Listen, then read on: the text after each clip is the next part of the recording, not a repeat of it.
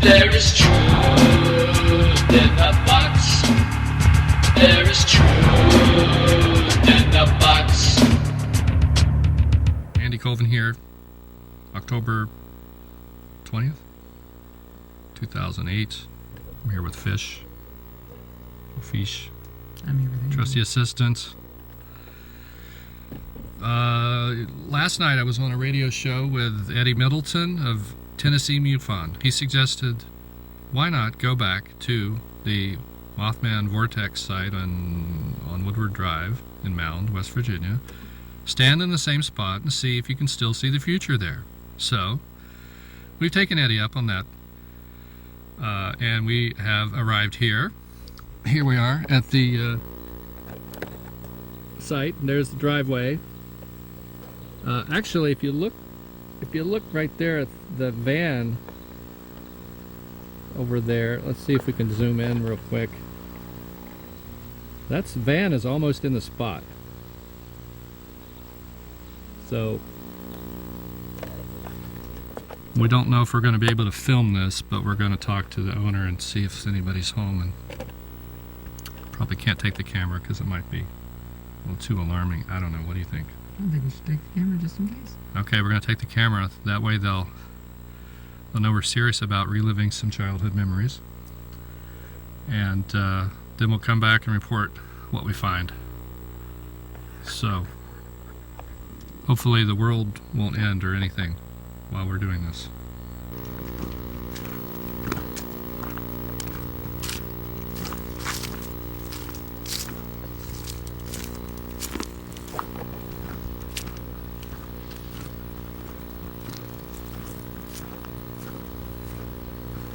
On our way back to talk to this guy, we're going to go right by the spot, hopefully.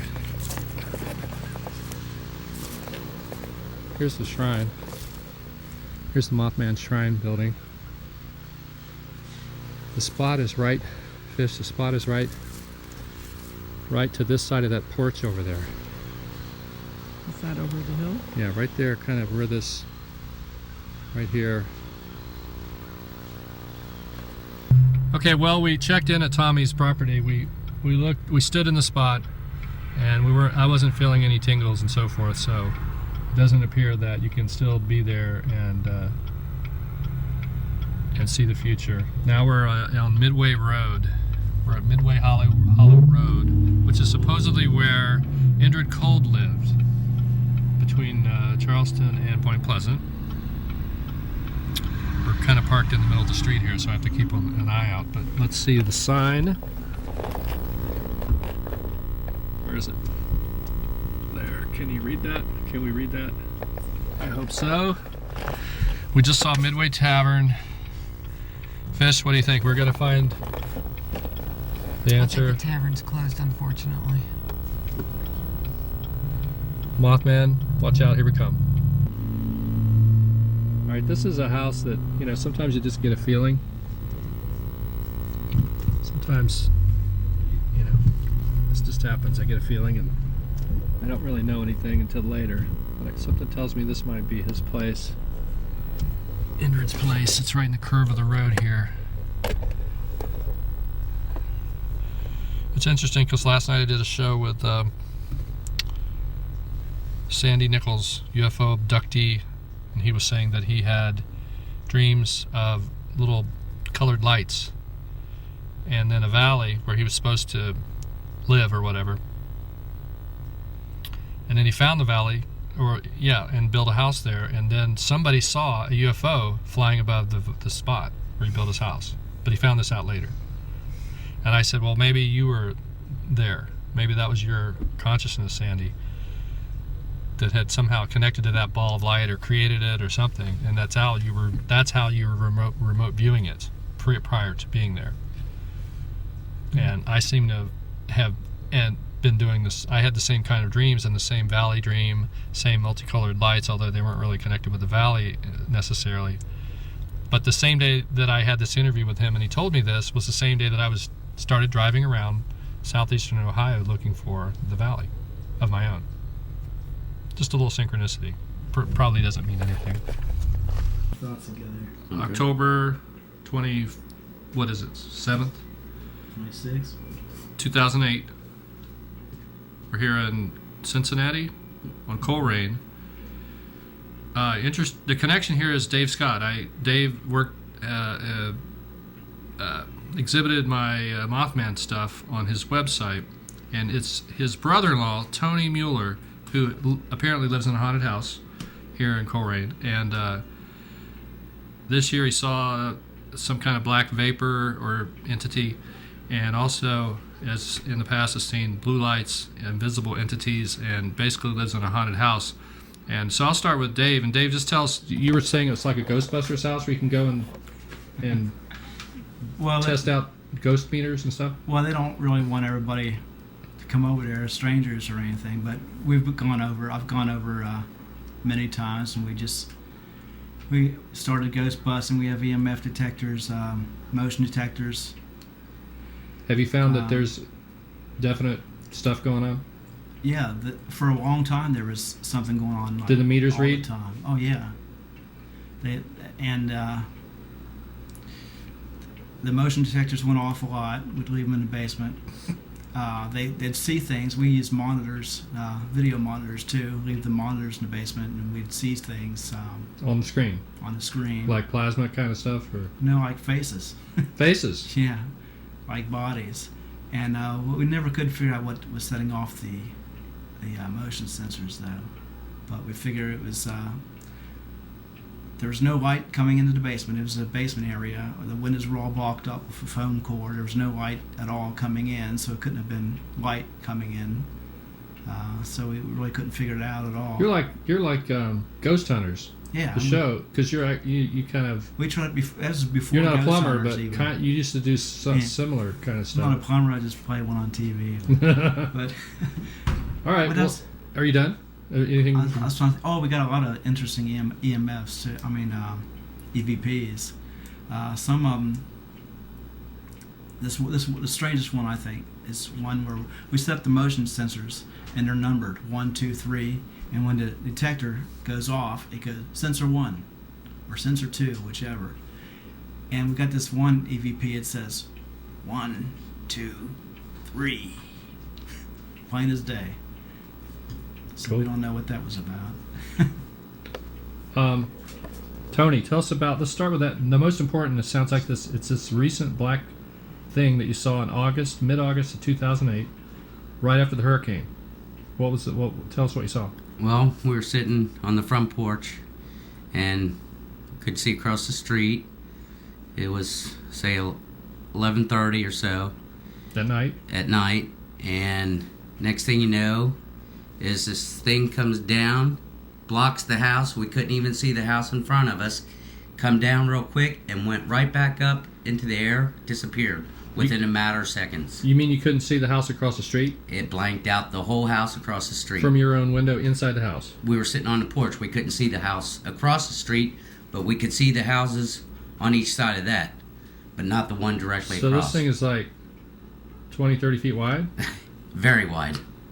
But did it have any kind of shape? All I could tell is it looked like it had wings. It come down at like a V. It shot down and then back up, like in a V shape. And then about 15 minutes to a half hour later, I seen 6 billowy type balls that just went up the other direction. Did they come out of the ground? No. They just sort of flew through? They flew through. And were they shiny? They weren't shiny. It was just like a grayish, whitish color. Like a smoke ball? Mm-hmm. And was anything going on in your life at that time? I mean, you had the hurricane, and the power was out from Sunday, and this happened on a Tuesday night. So the power was off at that time? Yes. And nothing's happened in your life that you could say wasn't a premonition or anything? Well, the only thing what I'm trying to think of is that I know the woman across the street, she had passed. Then up at the corner, the house up there, the woman had passed. And then another one of our neighbors, her sister, that lived further on up the street passed. So there was 3 deaths within maybe a month and a half Prior to that? prior to that. Oh, And I was thinking that it was some type of energy form that came past, or what? that whole thing about 3 deaths and stuff. Mm-hmm. And then, is there anything you want to say about that at all? That stuff? About what? That particular event or that particular time with the black thing? Oh, the black thing? That's all I can explain Okay. about that. How about the blue lights? What was it? What do you think that was, or can you explain it? I have no idea what it was. I was sitting at the couch in the living room, and all of a sudden started seeing blue lights just shooting through the window with the blind shut. So I don't know. Got that on video too. I don't know what they You got were. it on video. Yes, got it on video. Have pictures, like I said, down in the basement. My wife was doing an EMF reading, and we took a picture. And one picture, you could see her as clear as the day, but then the next picture, there was like a bright orb around her. Wow. So, I mean, you could tell that they were in the same place, and there wasn't nothing to reflect light from the flash. And tell us about the invisible entity that you saw or felt. How about the light breaking on the ceiling fan? Yeah, we had a light, the ceiling fan, and we were standing there talking, and the light had just broke, and it was like in slow motion. It just fell down in pieces and hit the ground. So I went into the bedroom, got the digital recorder, come out, and I asked who broke the light. And when I played the tape back, it said, I did it. So you already had an inkling it was a ghost of some kind. Yes. Why? Just you felt it, or? I mean, you get those feelings where your hair will stand up on you, Mm-hmm. and you get a cold feeling, and you know something's going on. And do you or your you have kids? They're grown up. They live Oh. elsewhere. Do you guys feel like you have any psychic stuff going on too, in addition to this stuff? Sometimes we, can sense things. My wife especially, she has a lot more feelings of certain things. The night of those blue flashes, my sister called me up. It was, I don't know what time it was. It's about midnight. 8 or 9. 8 or 9? Yeah. Okay, but she said, you got to come over here. There's like a lot of activity. Or I've got my camcorder out. You can see little orbs coming in through the front of the blinds, just one after the other. Just a train of them. And I said, okay, I'll come over and check it out. So I came over and I brought my camcorder and my other equipment. And You've done some Bigfoot sightings too, have you? So I haven't actually seen one myself. but you've gone Bigfoot hunting and Yeah. you checked out certain things, Yeah. sightings and things. But I went over that night as soon as I could, and we both put up our camcorders on tripods in the living room, which is where the activity was.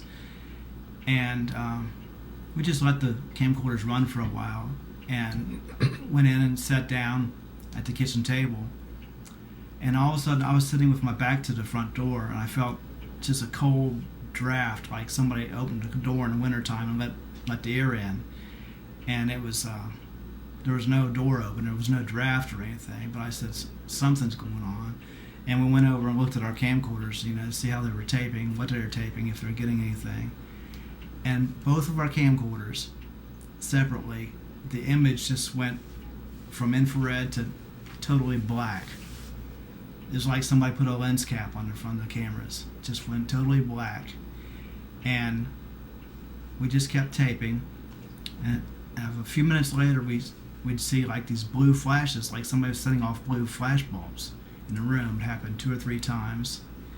And it was just like, we have it on videotape. This is what it looks like. It was like a neon blue flash in the middle of the room. It wasn't coming, we were sure it wasn't coming in through the blinds. There were no cars coming past, no headlights, no other light sources in the room that could have been doing it. 30 seconds. We don't. Okay. Anyway, shortly after the blue flashes, our cameras just went back to normal, went back to infrared, and the image appeared normally on the camcorders after that. It was over. Tony also said that they would wake up the next morning and they'd have fingerprint grab marks on them. Bruises that you could it looked like a handprint that just grabbed you real tight, and there was bruises that you could see on us. What was that? That was On her another arms. location though. Eleanor, and then right next to that's Red House, or the Red House is in Eleanor, more or less. Eleanor is right next to Midway. Eleanor is where Woody Derenberger was sent to pick up packages from the police station for his boss at the appliance, whatever it was. And it's where Indrid Cold lived, like just a couple miles down there, we think. So here at Red House, we find another connection to George Washington, the Moorish president of ours. It says here that George was granted this land here in 1773. So we have a long tradition of Moorish influence here, and perhaps Masonic activity because of old George's, the obelisk is the Washington Monument. He's the ultimate Freemason. Here's the Red House. Was Indrid Cold a Mason? Was Indrid Cold actually Woody Derenberger's boss? Think about that. He lived here. This is where his boss sent him to pick up packages from the police station. So, it's all becoming very mysterious. All coming together. Fish, any comments? What was in the packages? That remains unknown. How many packages? From the Red House we have a school complex, so one gets the sense that perhaps this was once an Indian village, because usually that's where the schools were and where we would build our schools after the land was taken over. So Eleanor was some kind of Indian village, I believe. And this is also where the road branches off, where the FBI agents live and all that, and where the NSA does their vortex research. Very busy place. We just passed Moore's used auto cars. So the Moorish name is all over still today. Okay, here we have further down the road near the Amos Power Plant. We have another piece called Washington's Land, the Poker River Tract of 7,000 acres, acquired by Washington in 1773. It was 12 miles along the river.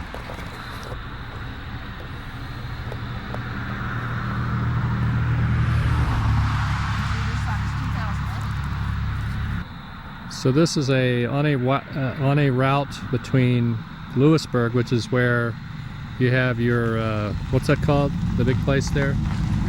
Greenbrier Hotel, or the underground presidential facilities, connecting that to Point Pleasant.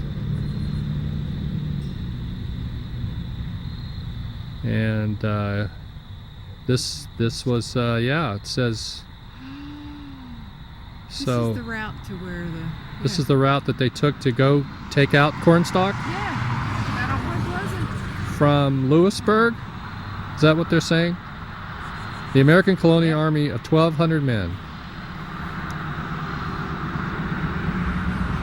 Okay.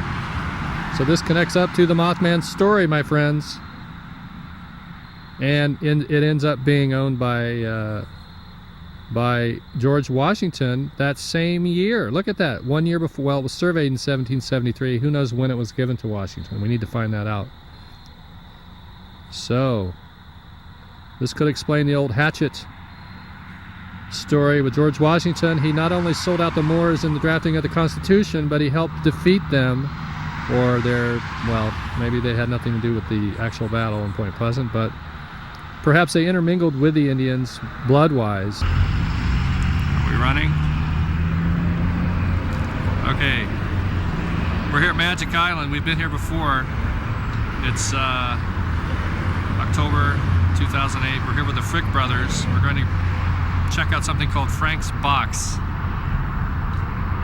which is a box, a contraption you can take to a paranormal site, and it does something with radio frequencies and puts together, I guess it uses AM radio and mixes things together. He'll explain it. This is the site of the Elk River collapse in 1903 or 3, on the same date as the Silver Bridge collapse, December 15th. Okay, we're going to go actually down on the island, which we haven't done before. Now, this is interesting because in the old days you couldn't go onto Magic Island. It was a real island. and the river's kind of nasty there and everything. Now today it's been all paved in. Wondering who paved it all, if the city government did it or if Massey Coal may have financed, because Massey has their big outings here every year. But anyway, we'll see if there's any Mothy vibes happening at the on the island itself.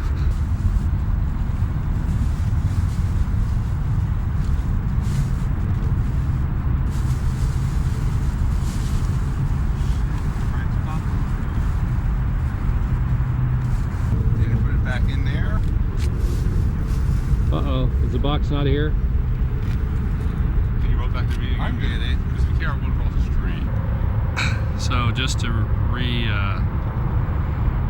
rehash what happened here. In 2002, we saw these three shiny beings, and I maybe twice in my life have seen visions, very brief, but I saw something having to do with a drowning here in the vision. 3 days later, I drive by here and they're pulling somebody out of the water. So, but then it turned out that there had been the bridge collapse and drownings that occurred then. A girl had been found here dead. So I didn't quite know if it was a past or future vision that I'd seen. Okay, John's going to explain how this thing works. Okay, this is called the hack box. It's the ghost box. There's several different types. One of the first ones ever made was made by Frank Sumption. It's called the Frank's box, and it scans up and down the radio.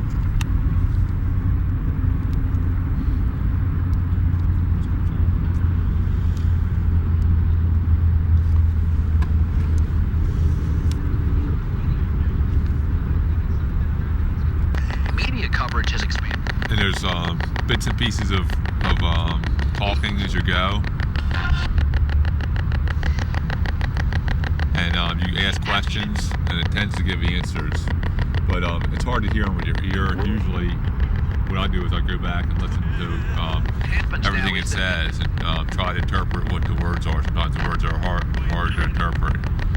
But sometimes you get whole sentences. So we might get a message from the spirit world here on Magic Island. Yeah, we might. But especially outside noise. On women. It's like, yeah, it said woman, that was obvious. But some of the stuff's not so obvious. You got to go back and listen to it later. I usually do that on my computer with headphones on. And I have a recorder that'll be hooked right into this. So it won't be picking up any of the outside noise. It's just picking up a signal straight from this. 65. And I also record my questions as we go. That way I can match up later what I said. Oh, you can hear yourself talking. This, what we're saying goes in? Well, you record it on what the I other do is I record one signal on here, one on here. Okay. So here we go. And are they synced up somehow then? You Let's press record at the same time.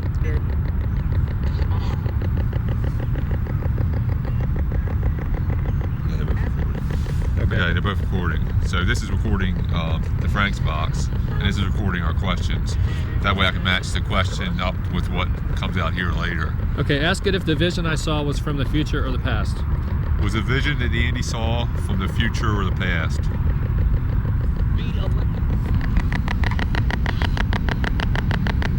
Flushing your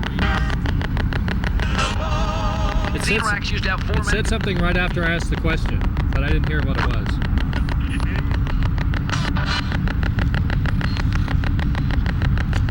Was it a vision about someone in Harriet's house from the past, or was it from the person I saw in the river being pulled out 3 days later? After this year. After this year. That's what it sounds like. So it was from the future? Was it from the future? Customer satisfaction. On the station. Better variety. There's like one fatal attack.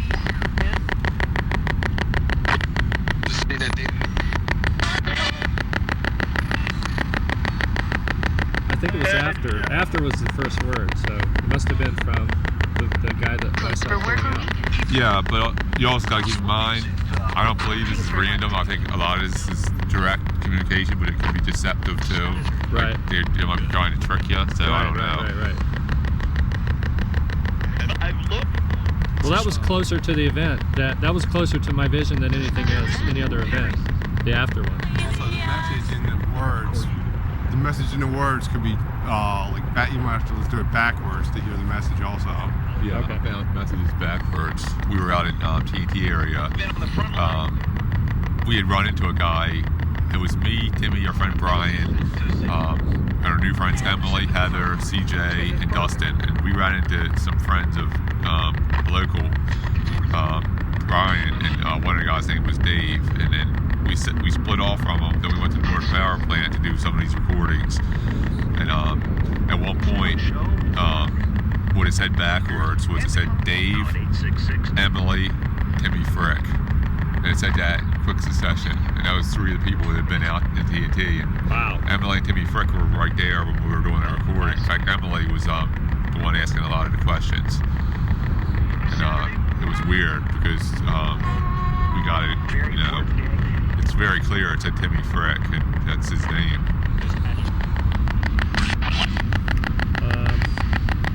Who caused the bridge collapse here in 1903?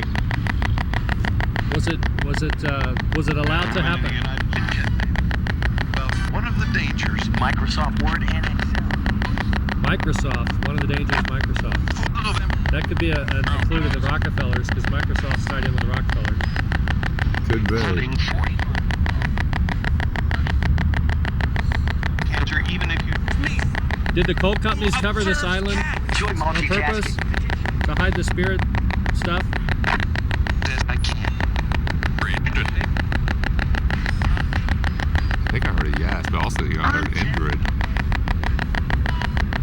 Did Indrid work for the Rockefellers? My life, and to think, understand. Can you tell us anything about this area? For over 28 years.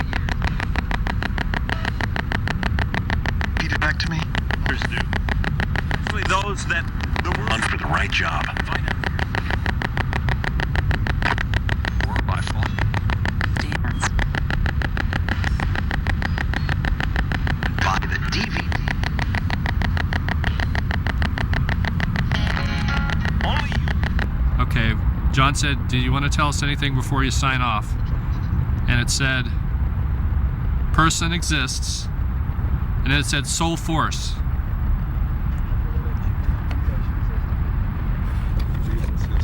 What was the other one? Confrontation system. The golden. Right on the head. It's a cool thing. I like this. I love guns. You can get this for $40. Friday night, first I said I like this, and then it said I love this. Sometimes it does, it responds. Like sometimes I'll say, what is the name of this person? And as I'm saying name, it'll say name. So it's like it echoes what you say. It's kind of like feeds off the thoughts of the people using it. And another time, someone told a joke and I laughed. 2 seconds after I laughed, the box said joke. So it's like it's responding to our thoughts somehow. You can get this for $40, around $40 on eBay. So Ghost Box or Frank's Box. The real Frank's boxes, they're better. You can slow them down or speed them up how fast they scan. But they're like, if you can get one, they're like $400. But it's like about $40. So it just scans the radio. Yeah. Somebody just buys these in bulk and rewires it so that when you scan, it's supposed to stop every time it hits a signal. But it doesn't. You rewired it to keep going.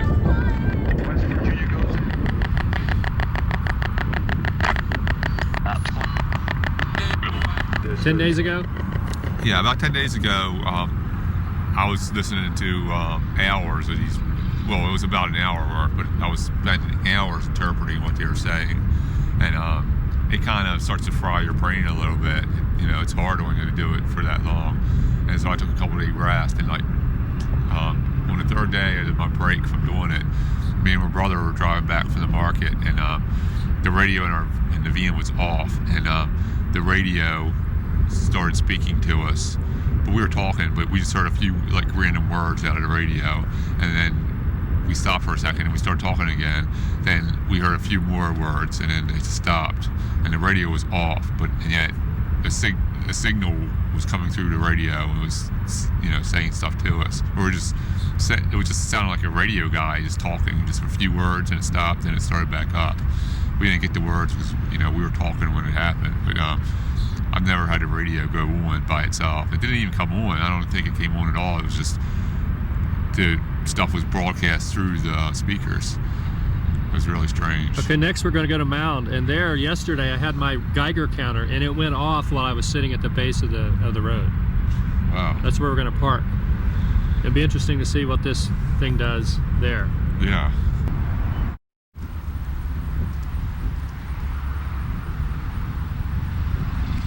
So you lived here as a child then? Yeah, here we are at Charlie Manson's house. Again, what's the date? October 23rd, 2008. We've got our Frank box, and we're going to do some testing here to see if we can find out any more about Charlie's place with the Frick brothers.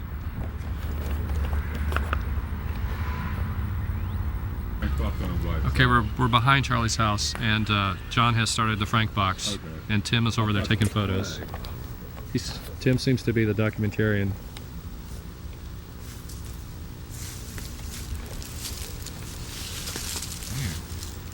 The house is tiny. I thought it was a shed. Yeah. Well, just the size of it seems weird, It just seems so small. How could I guess a small person would do better there, and Charlie was a small guy.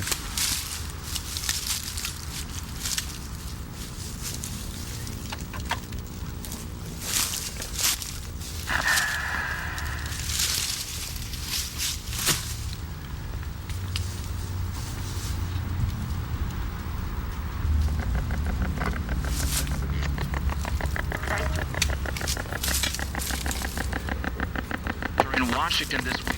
What can you tell us about this house? But if I do say so. A lot of Did Charlie Manson live here?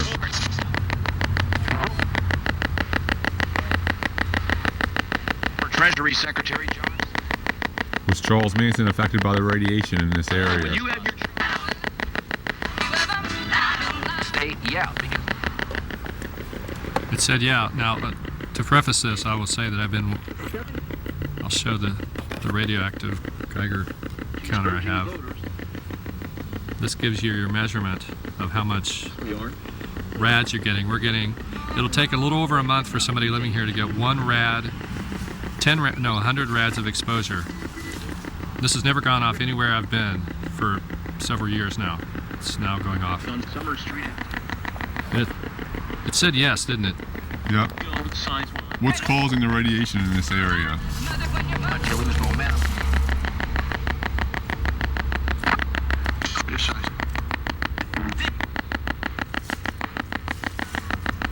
Bring out to someone starts. What did the radiation do to Charles Manson? You're The doctor. Was it mind control? to reduce the To reduce the what? thing. He was very cooperative. Very cooperative? That's Is that what right. it I said? went to the multiple. That he enjoys.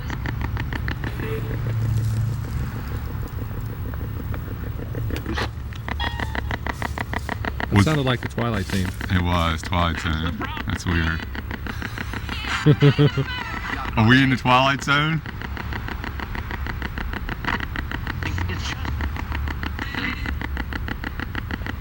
Who was the doctor? Who was the doctor that mind controlled Charlie? Was it Dr. Hartman? Capital C.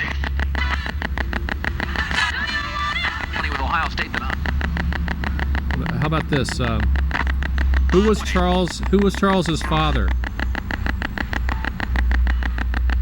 Actually, is that they kind of. Was it Judge Biddle? I saw a story. Judge Jackson? Judge Jackson? Or yet partly sunny. Who was controlling Charles? It is Southern Well knew that. He's a good coach. Was Charles Manson controlled, or was he just nuts?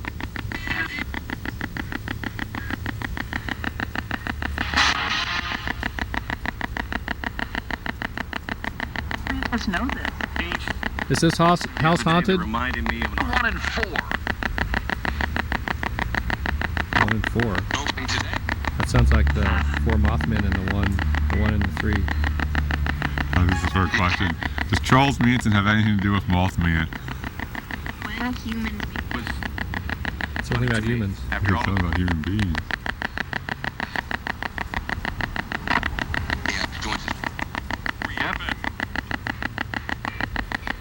He draws pictures of bird hawk things, hawk claws and stuff. Somebody asking about Was he good. controlled by mind controlled by Nazis there at St. Dubose? Were they the same Nazis that were doing the UFO abductions? But this isn't about If she loses all her hair, writer, he said, Who lost all their hair? Was Charles trying to help Nelson Rockefeller by shooting President Ford? what the child is. the triumphant quartet, most of them. Were the Jesuits involved with Charlie? Did the Rockefellers have anything to do with Charles Manson? Copy. Here at Sarah Jane Moore's house on Woodward Drive, and we're going to ask a couple of questions using the Frank box. Here's the back porch.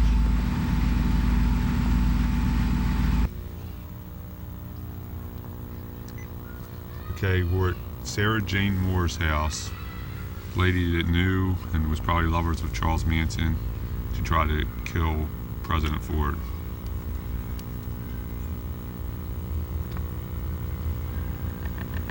Easy. Society. Why did Sarah Jane shoot at President Ford? Was she trying to help Charlie or Nelson Rockefeller? Here in the end.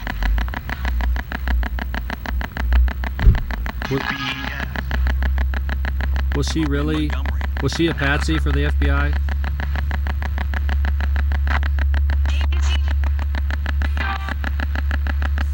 What was her involvement with Patty Hearst? Fox Radio.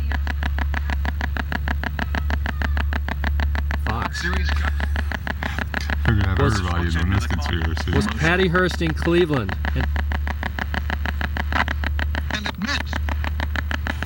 Did Patty Hearst know Tanya Derenberger? Or the Derenbergers? Because their names are spelled the same. And if Indrid was a government agent, he might have known all of these people. Did Indrid know Sarah Jane? Rescue program. Did Indra know? He obviously knew Derenberger. Did he know Charlie Manson? Did Indrid know Charlie?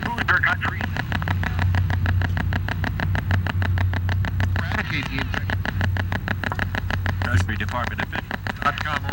Is anything that happened with Sarah connected to the Mothman phenomena or Indrid Cold? Go. Cardinals wide receiver.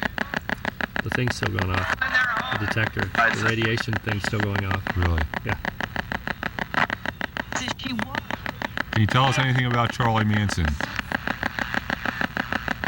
Natural area. Can you tell us anything about Sarah? Yeah, before heading. Carol's from Fox.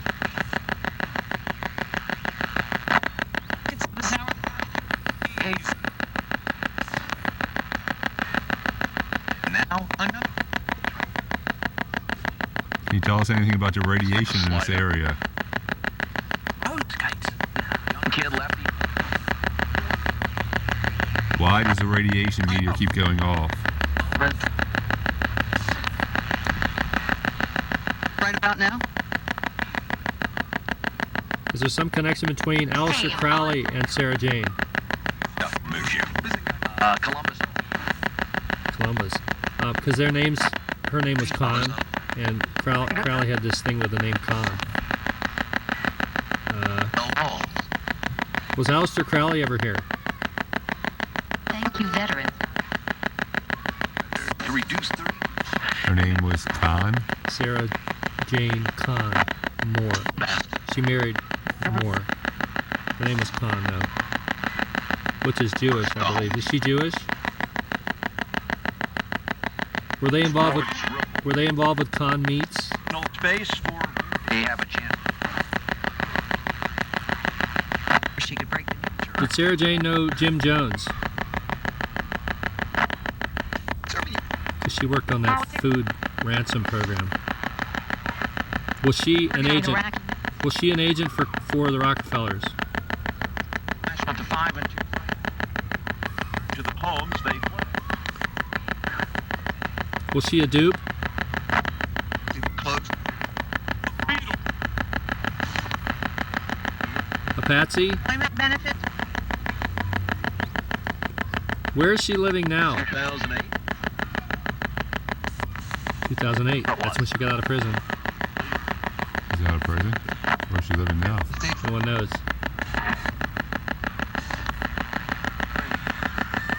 They just said the law and the higher force. The law is Crowley's book, where he gets in touch with the higher force at the pyramids.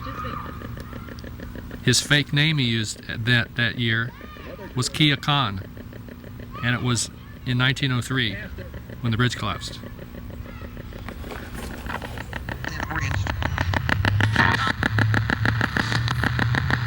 The bridge collapse was 1904.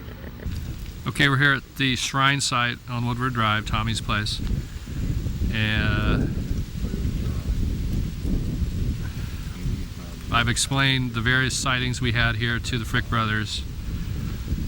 Tim's taking photos over there. John's got the equipment set up.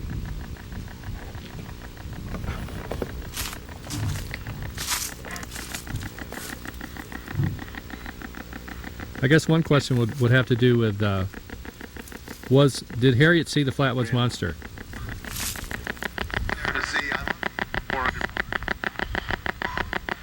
Did she see the Virgin Mary as well?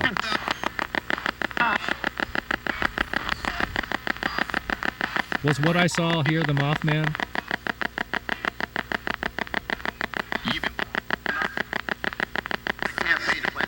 Did Tommy really see the Mothman? See? I said see. Yes. Did Tommy see aliens? See? Again. No. Was that UFO he saw? Was that an army craft or a real alien ship?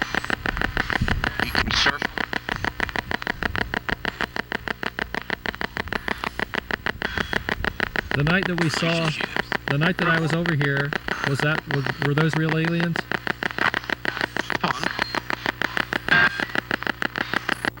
Were they the little people? Seeing this now.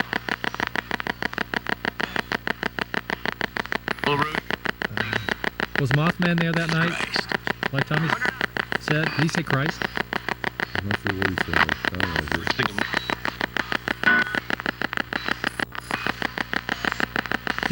Did the thing I saw here in 73 follow me home?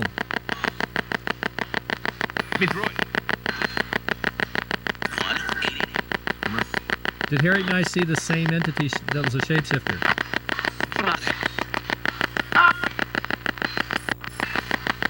Were the three beings we saw in 2002, were those mirrors of ourselves? Reaction. Was Mothman watching that?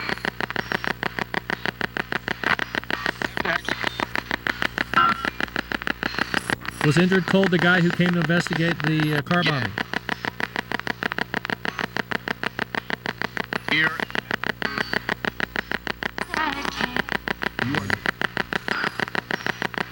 Did Indrid Cold jab my dad?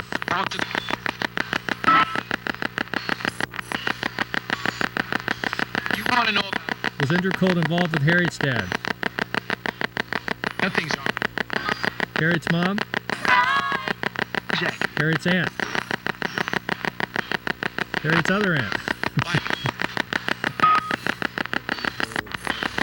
Well, CIA. Ask me and I. What can you tell us about this area? To get her. Was Tommy's dad an agent? Was he an occultist? Was Tommy's mom an agent? I see the guy. She works for NASA. Was Tommy an agent?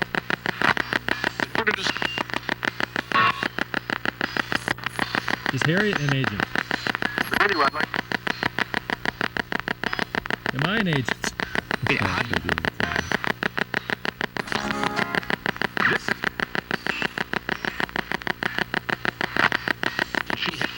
Am I an agent?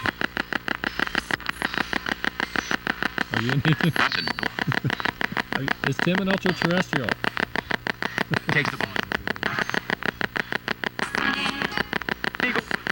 Who was Bruno? Jack Bruno. Was he involved with the Philadelphia mob? Another. Was he spying on Harriet's family? Not to him. Were they spying on him?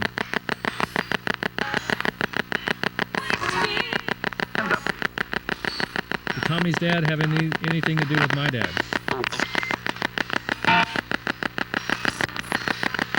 Did Tommy's dad know Indrid Cold? Did Tommy's mom know Indrid Cold? Anybody in Harriet's family know Indrid Cold?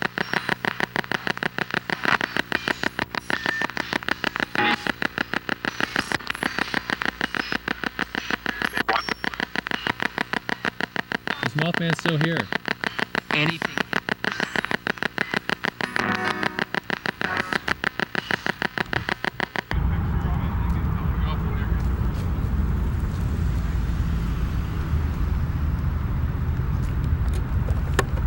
Okay, we're not in Mound, which used to have a lot of mounds. We're in the Shawnee Park, which is, believe it or not, right next to the Institute chemical plant where they made the synthetic rubber during World War II. My high school teacher told our class that there were hundreds of mounds here at one time. And it's the same old story. All the mounds were torn down and a big, huge chemical plant was put in. And this is the one that houses, that made not just the synthetic rubber, but now houses the Bhopal gas, which is called MIC. Also, it's recently come out that Otto Ambros, one of the German leaders during the war, intimated that the synthetic rubber plants were fronts for nuclear development, uranium studies, and in Nazi Germany that would have been Auschwitz.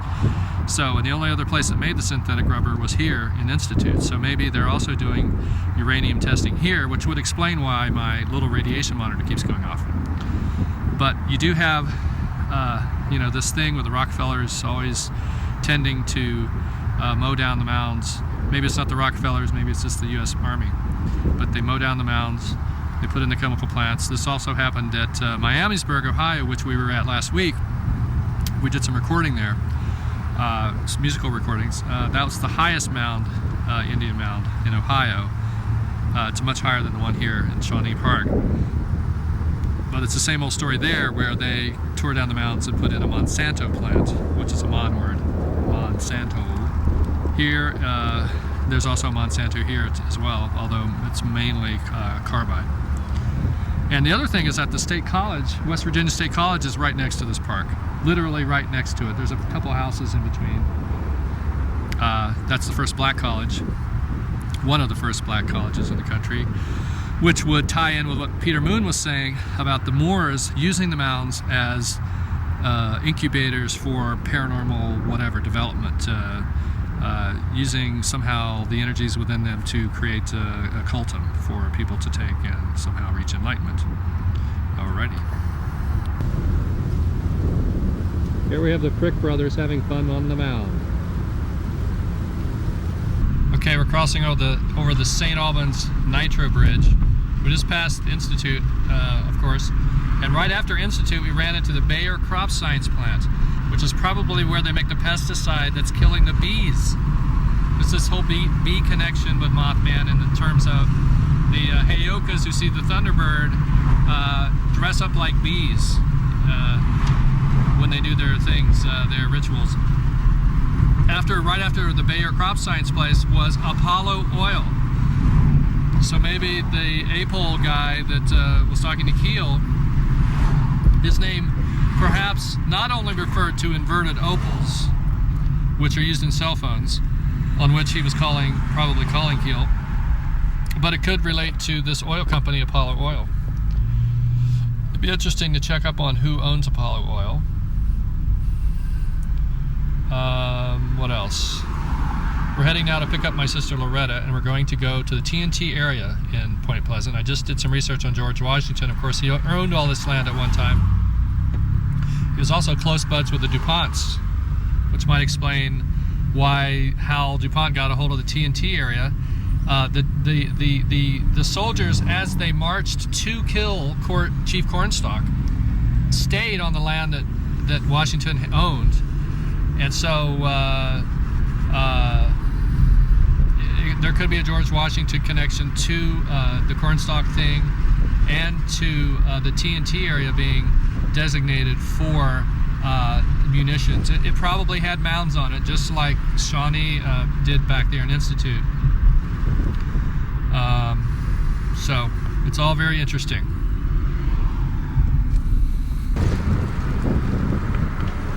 Okay, there's the Strawberry Road sign. Back at the time of the Tad Jones sighting, Gray Barker writes that some boys on Strawberry Road saw UFOs. And this is in downtown St. Albans, where today you have the UFO Festival being hosted by Frank Fashino and Stanton Friedman. I talked to a friend of mine yesterday who says Fashino came to her high school here, St. Albans High, and gave a talk 2 years ago about the Flatwoods Monster. It apparently was not well received by the kids. Okay, now we're going to meet my sister Loretta, and we're going to head to Point Pleasant. Okay, we're back here at Eleanor. Are we running? For the one quick pit stop, and I just noticed that right next to the red house, which we talked about George Washington owning this land and everything, and this being an Indian village, there is Moore's Auto Shop. It's like literally 2 or 3 doors down, but you can't see the sign from here. We'll be heading for a quick stop at Midway on the way to Point Pleasant to see Indrid Cold's hometown. We're here with Loretta Colvin. She's also tagging along for some psychic input. This is Red House, where George Washington owned all this land. Again, this house over here was gifted to him. And this is where the troops stayed on their way to kill Chief Cornstalk. And this was probably once a huge Indian village, because they usually put the schools, white schools, where the Indian schools have been. Oh, and really? Red House would indicate an Just Indian the name Red origin. House. Yeah. I'd like to have that. Awesome shirt. We're going down to One thing I noticed as we were leaving Eleanor, is that somebody had set up a full-on outhouse with the Moorish crescent, which is the whole Moorish thing, the Shiites, etc. So somebody in Eleanor had the inclination to go to this, and hopefully we'll get a shot on the way back that'll probably be dark. I thought I'd mention it now so I don't forget it. We couldn't stop because of the traffic, but there is a full-on outhouse, all decorated up, shanty, whatever, right up by the road that someone put there as a decoration, a symbolic outgrowth of the whole underlying symbology here. Yeah, Indrid lived on this road probably. It's really the only residential road around here. We're thinking this is probably his place. What do you think, Tim? Do you have any mothy feelings about this? You think It could be it. could be. Looks like it was some kind of office. John's setting up the Frank machine.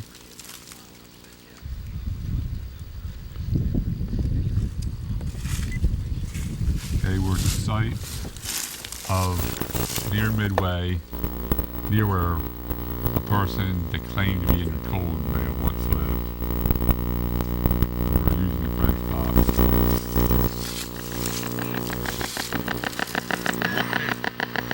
Was this Indrid Cold's home? I said yes. You hear that? All right, we're good then. John, more questions? All right. What was Indrid Cold up to here?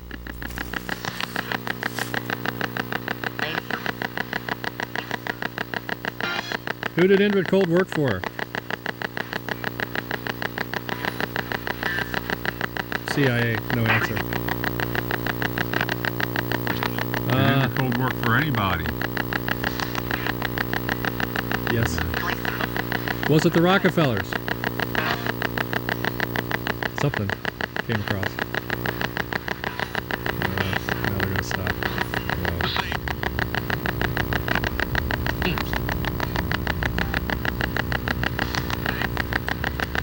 Was it Big Oil? Yes. That's could be the Rockefellers. Was it the Rockefellers?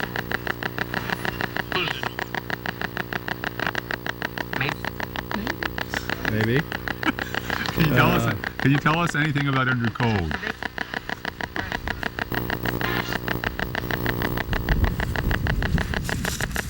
Did he kill anybody?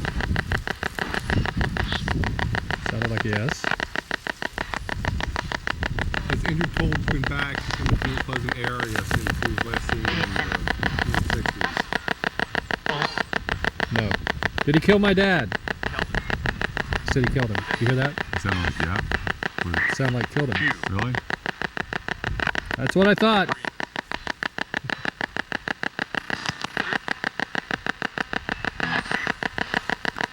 What is Indrid Cold's real name?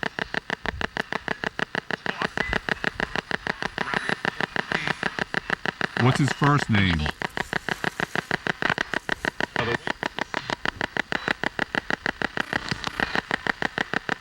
Can you tell us his first name? No. Was he in the Crowley cult?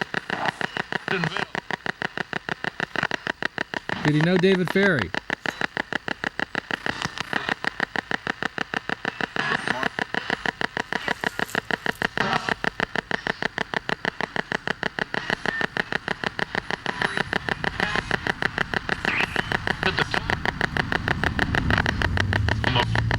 Why did he tell Woody Derenberger he's an alien?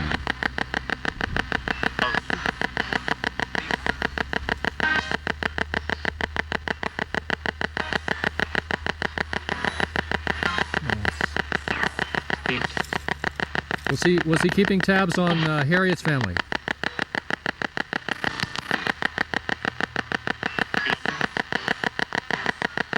Keeping tabs on Keel?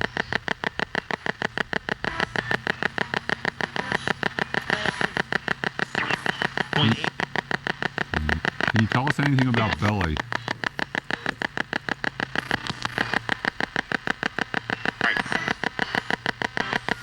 Is Billy Indrid Cold?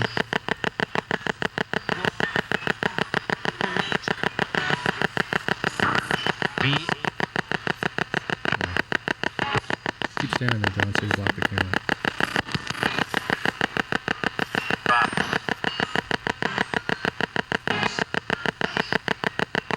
Did Indrid hang out with Gray Barker?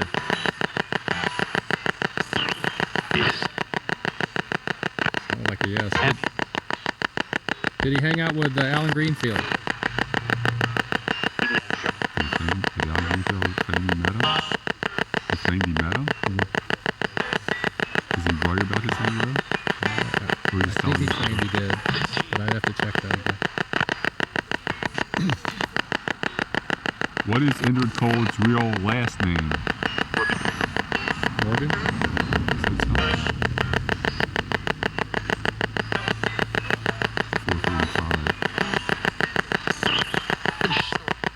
What's his real first name?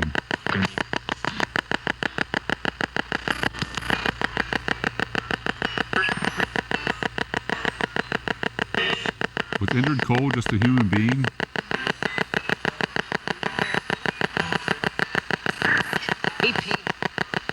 Was he a hypnotist?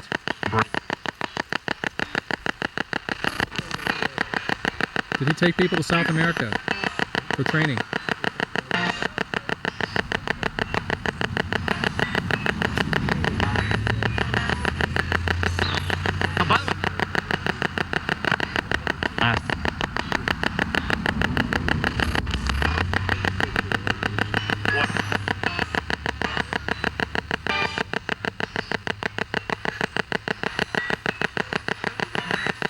So Tim just said the wheels came off of his car when they were driving out of Point Pleasant. Somebody had not put the lug nuts back on, and that the wheel fell off where? It was the front right wheel on the driver's side. Where? What town? Oh, it was right outside of Mineral Wells, about, I'd say, within 100 yards of where Woody Derenberger claimed Indrid Cold came down and spoke to him. It was right. It was right near a marathon station, and there's a marathon station right next to the the Cheshire plant near Point Pleasant, and there's one near the lottery place and the GE place in Charleston, across from Chase Bank. So it appears that Indrid's last name is really Morgan, and we did get a yes answer on whether or not he killed my father. So that's what I've thought all along. We'll check, see what else John has later on Indrid Cold. Okay, here we are in the TNT area, Road 7, Igloo 2, the haunted igloo, where Chip Coffey got a signal from the entity here about there being 4 Mothmen, possibly the 3-in-1 combo that we saw on Woodward Drive. Let's see, John's here, he's doing something with a stick. We're going to go in here and you can listen to the echo.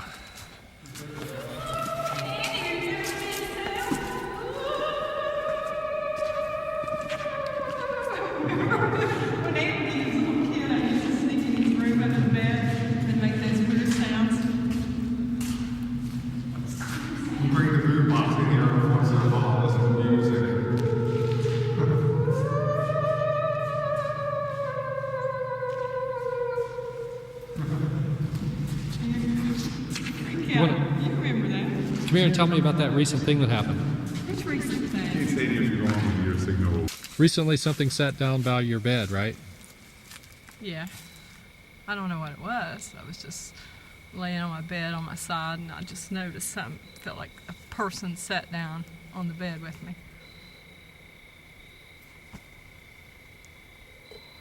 At Igloo number 2, road number 7, we're with Andy and his sister Loretta. And we're going to ask Frank Spock some questions. Should we be afraid of the spot?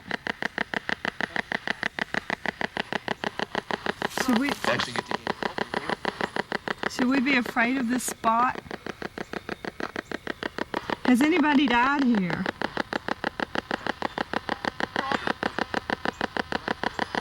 All right. Do you know if anybody's died here? Yes. Sometimes it just doesn't answer, so you move on. I think there was a homeless guy that was living out of this Igloo like 15 years ago, and he killed somebody, dumped him under a bridge down the road. Really? Yeah. Got possessed?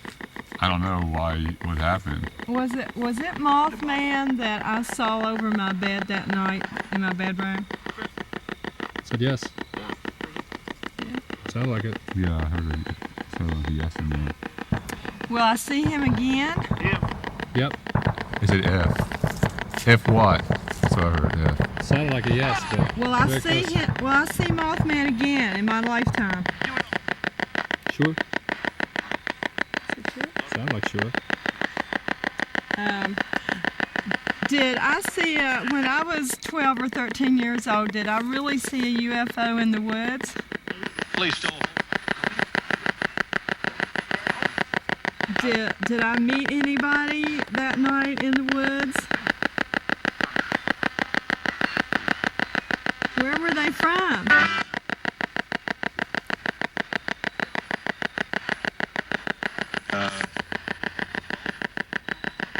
Were they from another planet?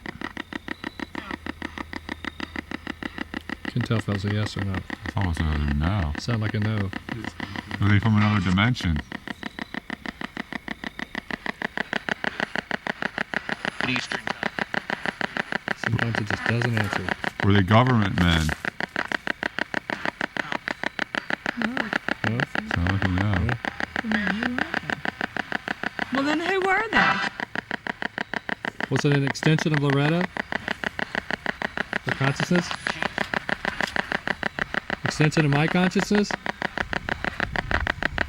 You weren't. Because somebody said it was a Black Panther. It was me in the woods. Oh, really? I wasn't born yet. No. Was it Indrid Cold?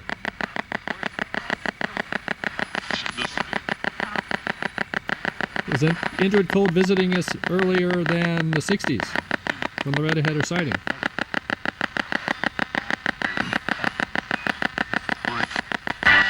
Was that a real UFO or a synthetic one? It's not admitted.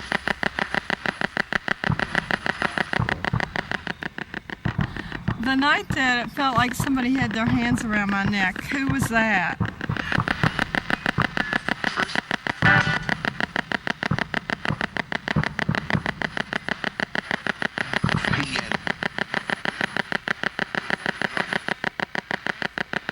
Is my house haunted?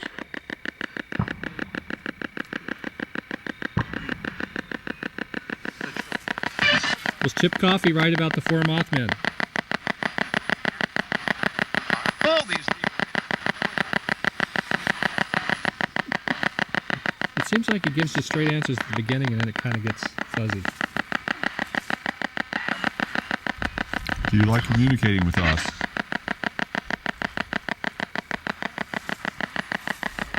a better Was Indrid Cold ever in Point Pleasant, West Virginia?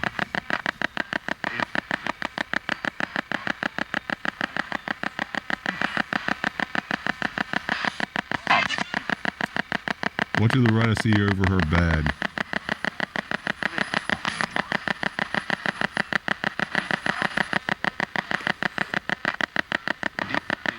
This is a pretty spooky place. Right, in a minute here I'm going to do a call in to the Grassy Knoll radio show for Halloween 2008. But take a look at this place. It's just miles and miles of these ponds with God knows what in there. Toxic sludge. It's a super fun site. And there's a shooting range over there. Paramilitary training and so forth.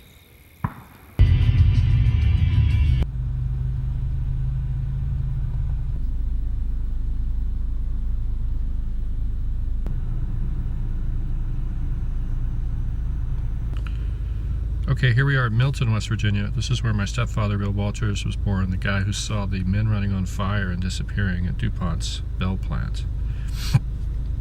I recently met with John Frick, as we saw, and he was saying that there was a Bigfoot sighting here in Milton not too long ago, which kind of coincides with the one that I just heard about down in Spurlockville, involving the bat in the coal mine, and then somebody, I would imagine, putting on a Scooby-Doo suit of a Bigfoot and trying to scare the government inspector who was trying to protect the bats from going in and finding the bats.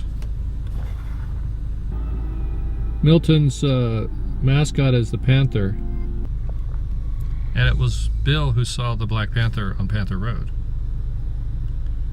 And I'm also wondering why they have an Air Force jet here in Milton. You don't see those everywhere. I wonder if there's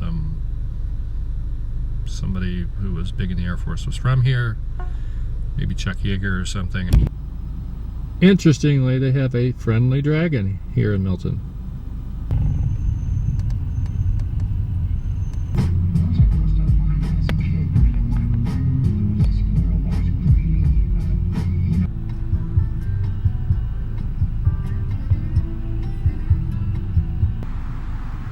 We are in Kenova, West Virginia, and one of the first things we find here is the approved order of Red Men, Mohawk tribe, and they have a Garuda-like symbol, the transformed eagle with the Moorish wreath being under in the claws, the arrows. The tote is interesting because that's the hypnotic term that Milton Erickson came up for pre-programmed behaviors. And you also see the 2 hatchets, indicative or reminiscent, I guess, of George Washington's backstabbing of the Moors with the cherry tree, the other symbol of the Moors. This is Mohawk Tribe 11. That 11 number keeps coming up. Kenova, West Virginia, by the way, is where Charles Manson is from, or lived after he left Mound. Lived here for a couple of years, or some amount of time, according to Peter Levenda. Although Levenda tried to make it seem like it was in Ashland, he actually was living here in Kenova, West Virginia, where his uncle lived, Darwin Scott, who was murdered here. And they actually, that place he was murdered is actually a known spot, but I don't have time to find it today. But there are photos and things on the web of where that occurred. That was in 1967. While Manson was on the loose. Probably was killed by Tex Watson just because the slashing and so forth up here, you know, was sort of the same thing that method that he used. Here we're in Wayne County. There's a sign here about the history.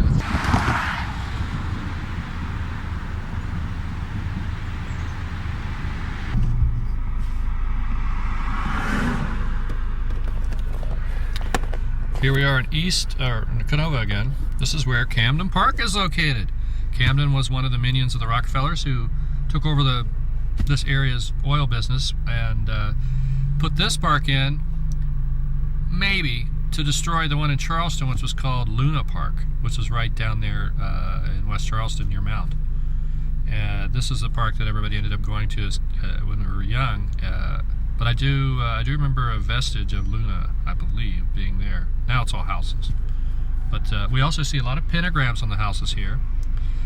There was a sign back there. I couldn't stop because of the road, but it said there was a lot of Indian activity and so forth right next to the Red Men's Lounge. So, again, this is where Manson said to have lived.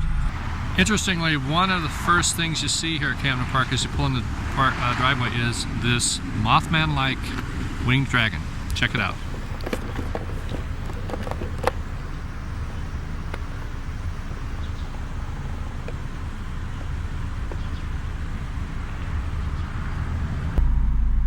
Here's another interesting shot. Let's get a still of this one.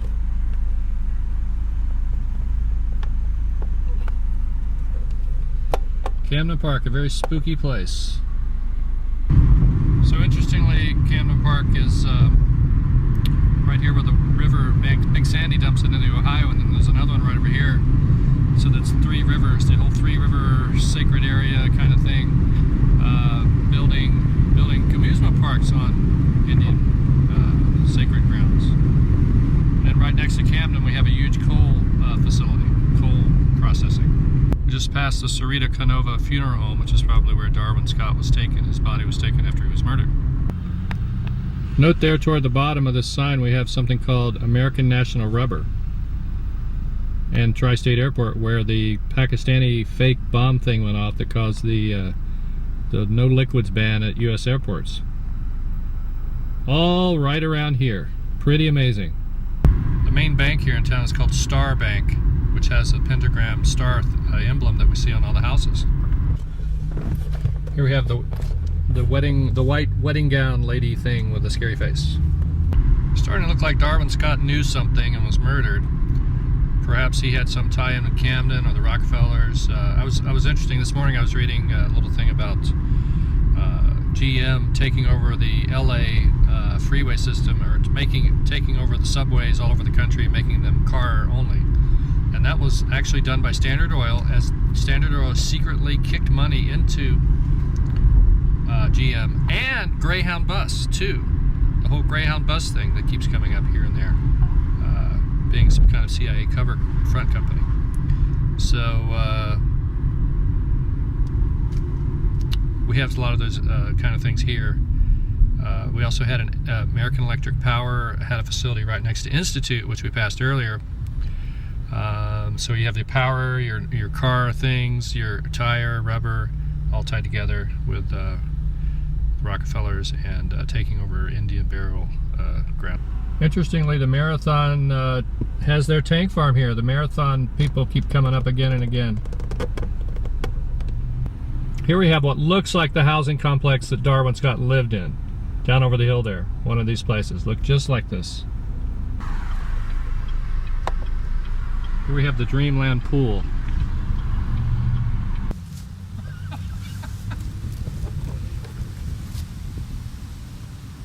And did you see the title? What's the title? Citizen. Citizen. We're here at Pyramid Hill in Hamilton, Ohio. This is on the Little Miami, which is chock full of mounds. And Moore's Road runs by here. This is where we have a guy. The guy that paid for this he lives underground in a pyramid or something. What's his name? Wilkes? Wilkes. Probably related to John Wilkes Booth or something. We don't know that for sure, but His house has been televised. it's been televised. And this probably was an Indian Mound area at one time. This goes by Miamisburg, which has the largest conical mound that we visited earlier. I don't think we shot any footage there, but we recorded some songs. You've got some flat shots or some. Yeah, we got some still shots of it. We're gonna check this area out. We're in Ohio again. Back where we started this journey, this trip with the mounds. We're here with Neal Mindrum, art expert. Went to the Art Academy of Cincinnati, and he has a theory about the androgyny and also the abstractness of art being somehow related to Freemasonry. When we look at this piece here, it looks like an ancient device that was found in a ship that sank in the 1600s, which was some kind of battery-operated wheel device. It was like some kind of surveying instrument or something. Do you think this fits in with the abstract? Were you the person that came up with the theory that abstract art was developed in order to? It was a Freemasonic thing to sort of get people away from political art. That wasn't me. What about the androgyny? No, that wasn't me either. That's a clearly stated. How do you feel about either androgyny or abstract art? Well, if you see a piece of art and it comes across as being abstract, it better have a good concept. Here we have a tree that was struck by lightning not long after Neal painted down here. How, in the last month or two? Actually, it was the aftermath of the hurricane. Hurricane Ike? Yeah. Did you know that Dave Scott's sister saw Mothman the day after Hurricane Ike? No. Yeah, I'm going to be interviewing her tomorrow. Do you think that this lightning strike it could be a Thunderbird kind of thing? I don't know that was a lightning strike. Because Thunderbirds are said to follow lightning. Maybe Mothman visited the hill here right after the hurricane. It was a little late though, don't you think? He should have showed up before to give people an idea. They were behind schedule on all the massive amounts of cloud seeding they were doing. In fact, look up. You see a pretty blue sky now.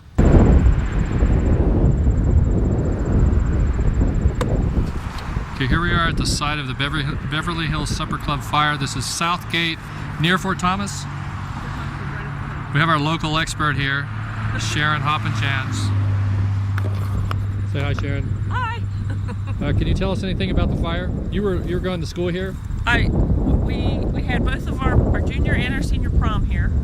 And here's the drive right here that went up to the supper club, and it's out on the top of the hill.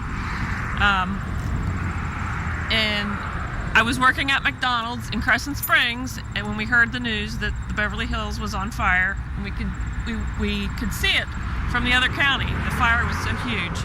165 people died here, and nothing's been built there since. Didn't you say they reopened the investigation because of suspicion? Just this year, a man that had worked there, I think as a busboy, remembered that he had seen some workers working up in the ceiling of the zebra room where the fire began, and he asked them what they were working on, and they told him that they were working on the air conditioning.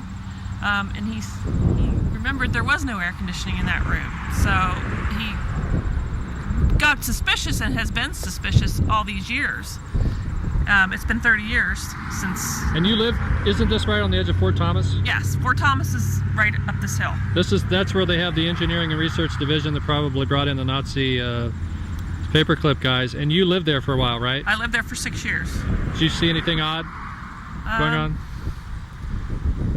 Not that I can think of off the top of my head, but I could think about that. But this is kind of a mob area, right? Yes. The area Southgate. around Fort Thomas. This is Southgate. This is a mob area. Traditionally a mob area, Yes. perhaps. And you were saying something about Jeff Ruby, which he might be, we don't know, but he might be a relative Maybe. of Jack Ruby. He owns a lot of upscale steakhouses in the area. One's called the Tropicana even. That one is closed because of some kind of dispute he had with the landlord. That one was at Newport on the Levee. He also owns the Precinct, which is in an old police station on the east side of town. And he owns one at Belterra Casino. And, there's one downtown called Ruby's, I think, Jeff Ruby's. Could you also verify the story that I told about your basement, where you had the entity that everyone saw and the girls had their crosses burned off? You were there, right? Yes. What can you tell us? What happened? I had a slumber party. It was my birthday. I had probably 5 to 8 girls spending the night, and we would always do seances because that was the thing to do when you're 13 or 14. And we had all been to band camp that summer, and some of the girls in one of the dorms at the band camp had seen a ghost. They claimed they had seen a ghost. So we decided when we were having the seance, we were going to try to beckon the ghost from band camp. So we're in my basement and we're all in a circle, and I had received a cross pendant for my birthday. And so one of the girls said, "You better take that cross off." I don't know why she said that. So I took it off and I set it down, and we did the seance, and in the corner we could see this entity. Of course, we all started to scream because everybody saw it. And so we turned the lights back on, and my cross sitting on the table was broken. Nobody was around it. It was placed off to the side. So do you think it saved you somehow by sending the energy that way to the cross instead of at you? Maybe. Maybe she knew that at some level? Maybe. And did anything else happen out there? Yeah, then years later, you came to visit, and we had a sofa down there that you slept on, and you can tell that story because I wasn't down there. Well, I think I don't know if I've told that on video or not, but then some guys, I woke up, had a weird feeling, some guys were breaking in, had broken the light outside, and were coming in, and I guess I thwarted that, but I always had weird feelings down there, like really scary. I could have had a real hard time. Since I've had kids and my sisters have kids, my mom and dad will babysit, and none of the kids want to go down there. Oh, still? Still. Wow. They don't like it down there.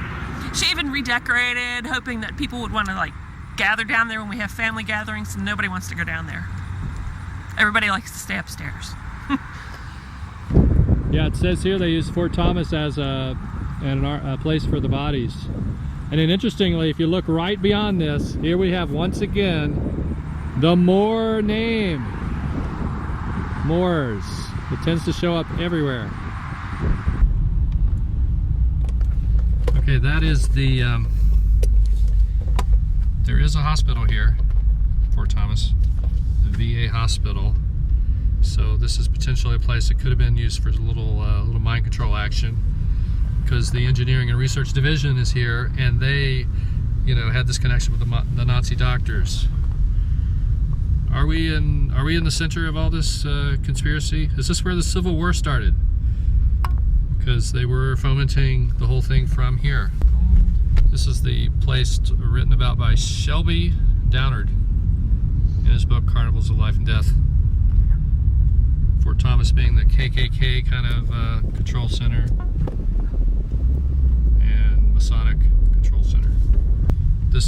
Fort Thomas is built on a promontory above the Ohio River, and probably may have had some mounds or something on it. Oftentimes they will build these places on Indian lands. They're sacred spots. Most of these big old homes are not inhabited, interestingly. Try to get a shot of the river here. So it's really pretty close to the river. Yeah, it's pretty nice. Let's see here.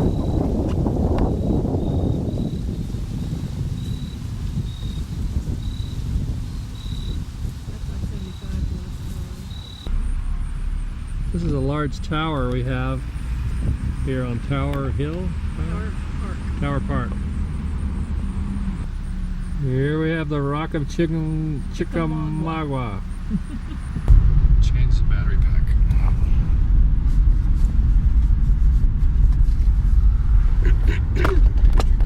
She's not a Mothman. Well, you are a paranormal witness. She goes on intuition. She has past life. She was saying that, you know, karmic debt she'll feel things about, you know, karmic debt, or follows her gut on a lot of things. And she's talking about the difference between a past life dream, right? Memory. Or a memory. Can you explain that? There's, for me, it's, I have dreams, and there are two different types of dreams. One is a dream where my spirit guides are trying to convey a message to me in a way that I can embrace it in my subconscious while I'm sleeping. And then there's the other, excuse me, another type of dream where it's a past life memory, you know, coming into my mind to help me with something I'm dealing with now in this life. So, for instance, I've had this past life dream. I mean, and sometimes it's just, you know, they just come up for no apparent reason. I had this past life dream that I was a seamstress in Paris, and I lived above this cafe, and it's very vivid, and it's in color, and I know the people that I'm with, and I recently, about a year ago, met with a past life regression woman, and she described this life in Paris exactly as I had seen it in my dream. Wow. Exactly. She even said that I was a seamstress, and when she told me about all these, she told me about quite a few past lives that I've had. She always ends it with she always ends it, the reading on each past life with the lesson you learned in that life was this or that. So, and she actually described past lives to me that I already knew about, and I already had a lot of detail about. So, you know, I think she's very, I'll give you her name, she's awesome. But it helped me, for her to help me to figure out what was the purpose of that life, and what were you there to learn. And, you know, she, like, when I first met Greg, you know, I knew that I had known him before, and that there was a karmic debt there. So, you know, I feel like, for whatever reason the marriage ended, the debt's been paid, now it's time for me to move on. So. Okay, her name is Rhonda Homan, and she lives in Texas. By the way, whenever you pick up your Tide, what's the other ones? Cheer, Bounce. Downy, or Bounce. Sharon's the one who's responsible for the package design, correct? Or packaging, man. So, she's a creative person, has a history with the paranormal. Would you say that those experiences have helped? Did they help your creativity in any way? You've got about 1 minute on here, I think. No. No? Nothing. You don't think that has anything to do with it? Separate and separate. Yeah. Well, I guess in package design, it's kind of at that level, you're kind of dealing with structures, big structures. Yeah, my job's not that creative. It's more technical. But I can say that when I remember when you were studying fashion, you were in there sewing, and I could tell that you were very intuitive about it and very creative with it, and your drawings and things. You're definitely a creative person. Yeah, I am. My job's just not that creative. Right. It's creative in some ways, but it's very technical too. I'm in it, but I'm in a creative environment, which is good. I don't think I could work in a non-creative atmosphere.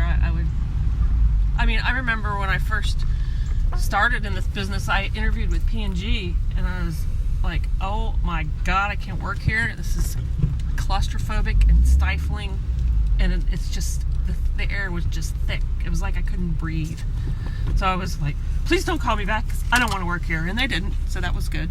Have you had any other paranormal experiences that we haven't caught? You can talk about in 30 seconds. Yes.